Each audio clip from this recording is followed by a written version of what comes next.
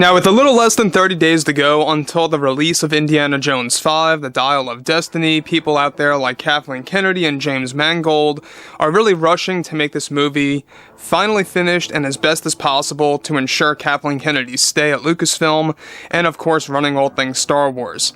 This is Mike Zero. Subscribe if you're new and like this video to see future Star Wars updates.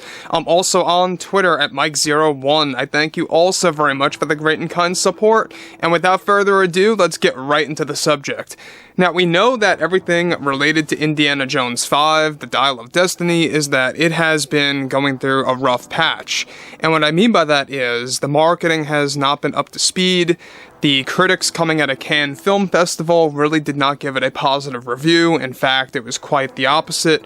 And to the latest, it has a lot to do with what Kathleen Kennedy has been talking about related to Indy 5, and why it's really a big telltale sign that this is not going to perform well at the box office. So we're going to be going over exactly what Kathleen Kennedy had to say about Indy 5 specifically, and how she low-key just admitted that this movie has been going through a lot of trouble behind the scenes, and especially the ending of the movie being something that is going to divide the fandom entirely. So let's get right into this. Now, we know that James Mangold is the, of course, guy that got the role for becoming a director and a writer for the Star Wars movie called Dawn of the Jedi, and that's all because of his connections with Indy 5. And even now, Disney is looking to replace him already and get somebody else. We'll talk about that another time, but with Kathleen Kennedy recently answering many questions related to Star Wars and Indy 5, she recently had this to say in response to Indy 5 and her Star Wars projects.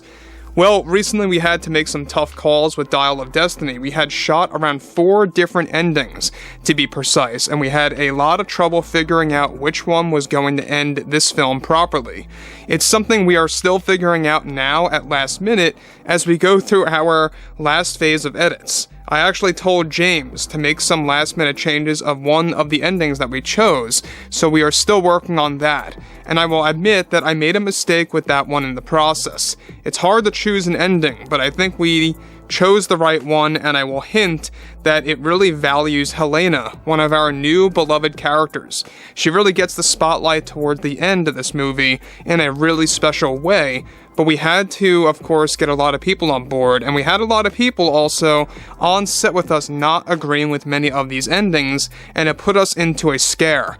I was scared, and I will say that I am very scared about the turnout of the ending, but we had to make a gamble and just go with it, and I think we did the right thing regardless of what others were telling us not to do.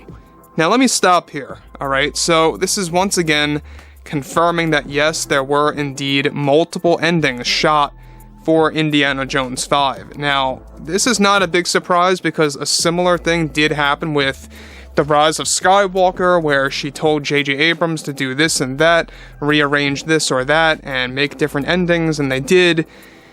There was even an ending that J.J. Abrams wanted to pursue where Ben Solo was going to survive, and he was told by Kathy to not do that, which just goes to show you that she really wanted to end the Skywalkers altogether.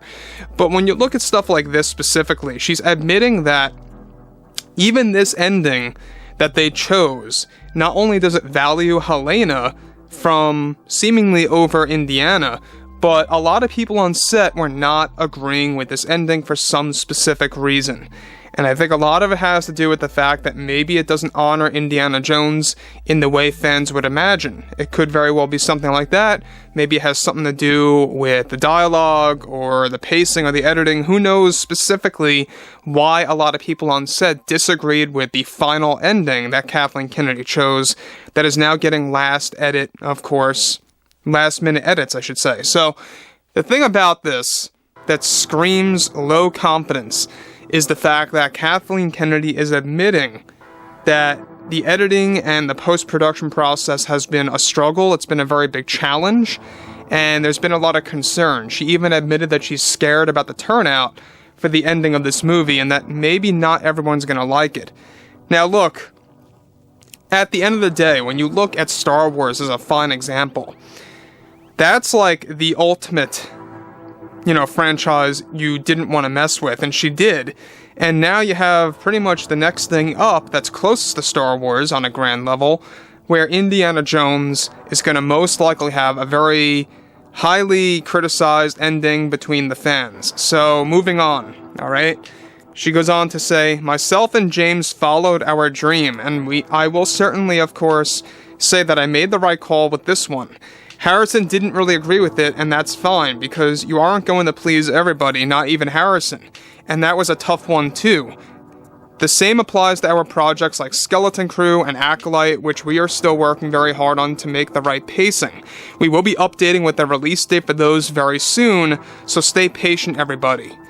Another big red flag here is the fact that she says Harrison Ford himself didn't even like this ending in particular with Indy 5. He did not agree with it. Now, look, if you're Kathleen Kennedy, why would you want to admit this? Why would you want to put this out to the public that even somebody like Harrison Ford didn't agree with the ending of this movie? It sounds like that she's trying to kind of spread out the backlash from dumping on her in one single given day. Almost like she's trying to prepare people that it may not be what you expect, so don't get too overly angry when you see this thing. It almost comes across like that. I don't know about you guys, but that's how it's coming across to me, that she's kind of preparing fans that the ending is probably not going to please a lot of people, is what she's saying. And I think a lot of it has to do with what she did with The Last Jedi, what she did with The Rise of Skywalker, stuff like that. The fact that she does mention that the ending honors Helena, it's really giving me a little bit of a callback to how, when you look at Episode 9, it's more or less focusing on Rey instead of the Skywalkers themselves. And even though the final film of the Skywalker saga had the name Skywalker in there, but it pertained to Rey. Could we very well be getting something like that in Indiana Jones 5? It's very possible. You know, we do know that after all, Helena is the goddaughter of Indiana, so that kind of makes sense why they would want to do that, in her mind at least. I don't agree with that, but moving to the next thing here is this. Now, we know that James Mangold didn't really agree with everything that Kathleen Kennedy was telling him. We covered this a couple weeks ago, that there were some creative differences between Mangold and Kennedy. And though it wasn't significant, there were some minor things that they disagreed on. But a lot of it had to do with the final act of the movie, essentially, leading to the ending. That Mangold and Kennedy were not agreeing on certain things. Those specifics are a little bit of a mystery right now. We're not quite too sure what they disagreed on.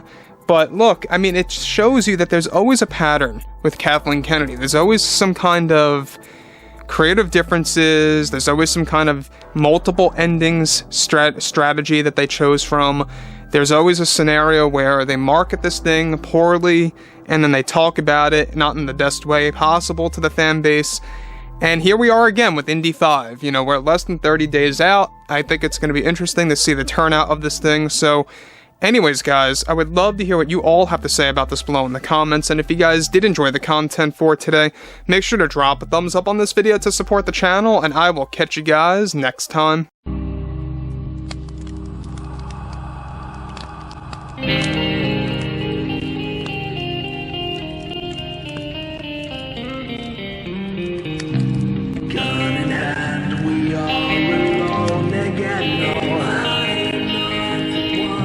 From night to moon.